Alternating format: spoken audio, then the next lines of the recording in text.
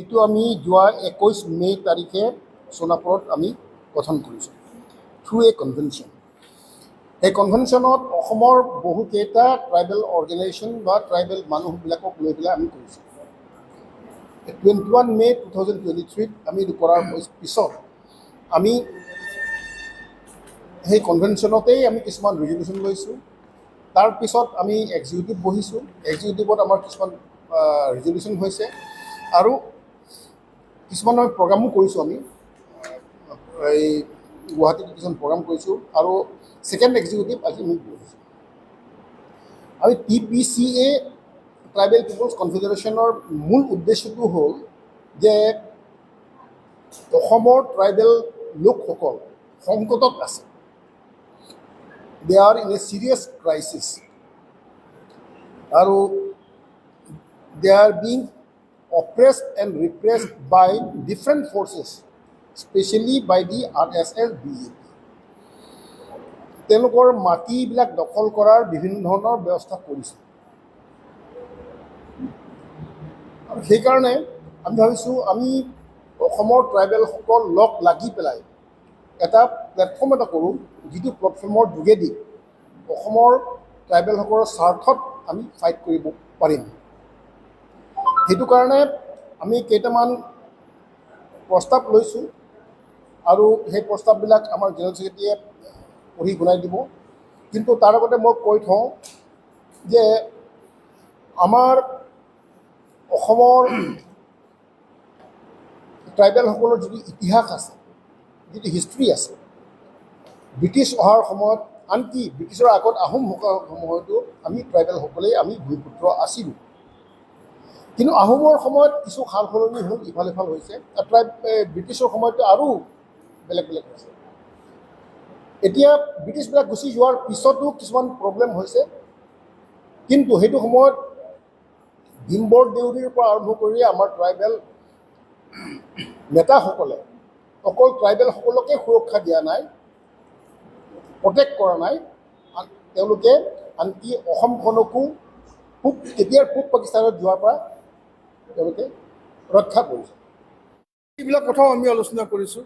গতিকে আমি দেখিছোঁ যে এতিয়া এই সময়ত অসমৰ ট্ৰাইবেলবিলাকে যদি এই চৰকাৰৰ বিৰুদ্ধে যদি সংগ্ৰাম নকৰে, আন্দোলন নকৰে, তেতিয়াহ'লে নিশেষ হৈ যাব আৰু ভৱিষ্যত প্ৰজন্ম ইয়াত নিজকে ট্ৰাইবেল বুলি, যি জাতি জনগোষ্ঠী নহওক, তেওঁলোকে নিজক ট্ৰাইবেল বুলি চিনাকি দিবলৈ নোৱাৰা এটা অৱস্থাৰ সৃষ্টি হৈছে বা কৰিছে, পৰিকল্পিতভাৱে কৰিছে। আজি পাম খেতিৰ কথা আহিছে, এই শদিয়াত পাম খেতি কৰিব বিচাৰিছে, তাত ৰামদেৱক লৈ আহিছে। আৰু এই শদিয়াত পাম খেতি কৰিলে কি হয়, এইটো ইণ্টাৰনেশ্যনেলি চাইণ্টিষ্টবিলাকে কৈ আছে যে এইটো পানী নাটনি হ'ব, পানীৰ সমস্যা হ'ব।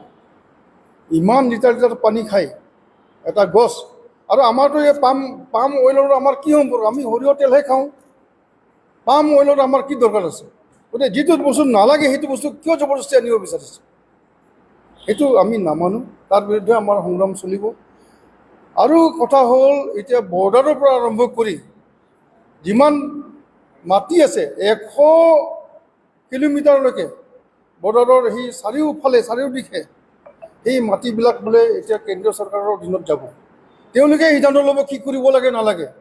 তাৰমানে ইমানবিলাক অট'নমাছ কাউন্সিল, ইমানবিলাক ট্ৰাইবেল বেল্ট ব্লক, ইমানবিলাক ট্ৰাইবেল মানুহৰ অধিকাৰ ক'ত থাকিব? চ' চাৰিওফালৰ পৰা আমাক আক্ৰমণ কৰিছে, আমাক ধ্বংস কৰিব বিচাৰিছে। তাৰ বিৰুদ্ধে কিন্তু আমি সকলো জনজাতিবিলাক, অসমৰ জনজাতি ৰাইজ আমি ঐক্যবদ্ধ হ'ম। আমি আজি সিদ্ধান্ত লৈছোঁ যে প্ৰথম অৱস্থাত আমি এটা ঠিক কৰিছোঁ যে আমি এটা ট্ৰাইবেল ফেষ্টিভেল আমি কৰিম। ট্ৰাইবেল ফেষ্টিভেলত আমাৰ নিজৰ ভিতৰত চিনাকি বা আমাৰ পৰা সম্পৰ্ক হ'ব, লগতে আমাৰ সমস্যাবিলাকৰ ওপৰতো আমাৰ আলোচনা হ'ব। আমি অসমৰ ট্ৰাইবেলবিলাক ইয়াৰ খিলঞ্জীয়া, থলুৱা আৰু মূল অধিবাসী, সেই অধিবাসীবিলাকৰ মাজত আমি সিদ্ধান্ত ল'ম যে কি কৰিব লাগে ভৱিষ্যতত। তাৰ লগে লগে আমি যিমানবিলাক উকিল আছে, এডভকেট আছে অসমৰ জনজাতি মানুহ, সকলোকে লৈ পেলাই আমি এটা ছেমিনাৰ কৰিব বিচাৰিছোঁ।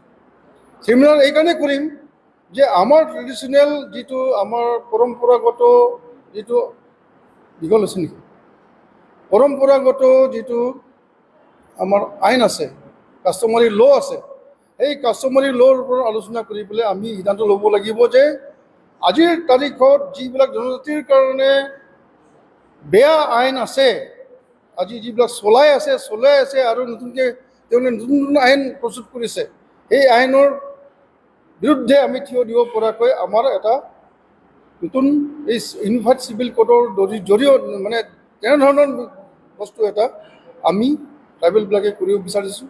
আমাৰ বিয়া বাৰু হ'লে এতিয়া সমস্যা বহুত আছে, কিছুমান মাটি সম্পত্তিবিলাক কি হ'ব, কোনে পাব কোনে নাপাব, যে ইউনিফাইড চিভিল বিধি ভাৰতবৰ্ষৰ সংসদত অতি সম্প্ৰতি কেন্দ্ৰীয় চৰকাৰে ইউনিফৰ্ম চিভিল কোড অৰ্থাৎ উমৈহতীয়া দেৱানী বিধি প্ৰযোজ্য কৰিব বিচাৰিছে, আইনত পৰিণত কৰিব বিচাৰিছে। আমি সেইটো আজিৰ যৌথ সভা আৰু যোৱাকালি TPCৰ কেন্দ্ৰীয় কাৰ্যনিৰ্বাহক সভাই তীব্ৰ বিৰোধিতা কৰে। কাৰণ ইউনিফৰ্ম চিভিল কোড হ'লে আমাৰ যি জনজাতিসকলৰ কলা সংস্কৃতি, সাজ পোছাক, খাদ্যভাস বা বিভিন্ন ধৰণৰ আমাৰ যি বৈশিষ্ট্য আছে, ঐতিহ্য আছে, নিয়ম কানুন, ৰীতি নীতি, এই সকলোবিলাকতে ক্ষতি হ'ব। আৰু ভাৰতবৰ্ষত কেন্দ্ৰীয় চৰকাৰে যিটো কৰিবলৈ গৈছে, তেওঁলোকৰ কথা হ'ল এটাই ধৰ্ম হ'ব লাগে, এটাই ভাষা হ'ব লাগে, সেইটো আমি তীব্ৰ বিৰোধিতা কৰোঁ। গতিকে কোনো কাৰণত ভাৰতবৰ্ষৰ কেন্দ্ৰীয় চৰকাৰে ইউনিফৰ্ম চিভিল কোড অসমত প্ৰযোজ্য কৰিব নোৱাৰিব। কেৱল অসমতে নহয়, আমি ভাবোঁ নৰ্থ ইষ্টৰ অন্যান্য ৰাজ্যতো ইউনিফৰ্ম চিভিল কোড প্ৰযোজ্য কৰিবলৈ গ'লে ইয়াৰ তীব্ৰ বাধাৰ সৃষ্টি হ'ব, আমি তীব্ৰ প্ৰতিবাদ কৰিম। এইটো 1 নম্বৰ কথা। আৰু 2 নম্বৰ কথাটো হ'ল কি, আজিৰ তাৰিখতো যিবিলাক অট'নমাছ কাউন্সিল সৃষ্টি কৰা হৈছে, মিচিং অট'নমাছ কাউন্সিল, ৰাভাত অট'নমাছ কাউন্সিল, তিৱা, সোণোৱাল, দেউৰী, ঠেঙাল, গোটেইবিলাক এক্সেপ্ট 6 চিডিউলৰ বাহিৰে যিবিলাক অট'নমাছ কাউন্সিল আছে তাৰ সাংবিধানিক গ্যাৰাণ্টি নাই। ভাৰতবৰ্ষৰ সংবিধানত স্বায়ত্তশাসিত পৰিষদবিলাকক অন্তৰ্ভুক্ত কৰা নাই। গতিকে আমি এইটো দাবী জনাইছোঁ যে স্বায়ত্তশাসিত পৰিষদবিলাকক অতি সোনকালে ভাৰতবৰ্ষৰ সংবিধানত অন্তৰ্ভুক্ত কৰিব লাগে। এইটো 6 চিডিউলেই হওক বা নতুনকৈ কিবা এটা চিডিউল মানে প্ৰযোজ্য কৰি হ'লেও ইয়াত অন্তৰ্ভুক্ত কৰাটো প্ৰয়োজন আছে, নহ'লে অসমৰ জনজাতিসকলৰ অস্তিত্ব শেষ হ'বলৈ বৰ বেছি দিন নালাগে। এইখিনি আমাৰ মূল দাবী। আৰু ইয়াৰ লগে লগে আমি যিটো ডিলিমিটেশ্যন হৈ গ'ল, এই ডিলিমিটেশ্যনত মানে যোৱা 21 জুলাই 19-20 জুলাই তাৰিখে শংকৰদেৱ কলাক্ষেত্ৰত তেওঁলোকে হিয়াৰিং ল'লে, আৰু হিয়াৰিঙৰ পিছত আৰু বেছিদিন তেওঁলোকে নৰলে, হঠাৎ তেওঁলোকে মানে চূড়ান্ত যিখন তালিকা, যিখন ডিলিমিটেশ্যনৰ চূড়ান্ত তালিকা, সেইখন সেইদিনা প্ৰকাশ কৰিলে।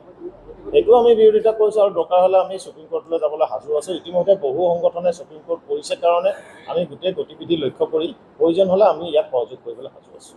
এইখিনি আমাৰ সভাৰ সিদ্ধান্ত আছে। আৰু অন্যান্য যিখিনি আমাৰ মাটিৰ সমস্যা, ভূমিৰ সমস্যা, ট্ৰাইবেল বেল্টৰ সুৰক্ষাৰ কথা আছে, এইখিনি আমি কৰিছোঁ। আৰু শেহতীয়াভাৱে অসম চৰকাৰে আৰু এটা কৰিলে যে নন প্ৰটেক্টেড ক্লাছক ট্ৰাইবেল বেল্টত পুনৰ প্ৰটেক্টেড ক্লাছ কৰিব বিচাৰিছে। ইতিমধ্যে শদিয়াত কেইবাটাও জনগোষ্ঠীক, নন ট্ৰাইবেল জনগোষ্ঠীক প্ৰটেক্টেড ক্লাছ হিচাপে শদিয়া, মুৰ্কুং চেলেক্ট ট্ৰাইবেল বেল্ট, এই 2টা ট্ৰাইবেল বেল্টক প্ৰটেক্টেড ক্লাছ হিচাপে স্বীকৃতি প্ৰদান অলৰেডি কৰিছে, নটিফিকেশ্যন জাৰি হৈছে। তাত আৰু এটা অন্যতম জনগোষ্ঠী গোৰ্খাসকলকো প্ৰটেক্টেড ক্লাছ হিচাপে স্বীকৃতি দিয়া হৈছে। আপোনালোকে জানে গোৰ্খাসকলে প্ৰথমে তেওঁলোকে নেপালী বুলি কৈছিল, কিন্তু পিছত আজি এটা দশকৰ আগতে তেওঁলোকে গোৰ্খা বুলি ক'বলৈ ধৰিলে। গতিকে আমি ভাবোঁ যিবিলাকৰ আনকি তেওঁলোকৰ ডি ভোটাৰ হিচাপেও বহু গোৰ্খা নাগৰিক, নেপালী নাগৰিক আজি আইডেণ্টিফাই কৰা হৈছে, কিন্তু সেই ডি ভোটাৰখিনিকো আজি কি কৰিছে, ট্ৰাইবেল বেল্টত প্ৰটেক্টেড ক্লাছ কৰিবলৈ তেওঁলোকে নটিফিকেশ্যন জাৰি কৰিছে। এইবিলাক আমি তীব্ৰ বিৰোধিতা কৰোঁ।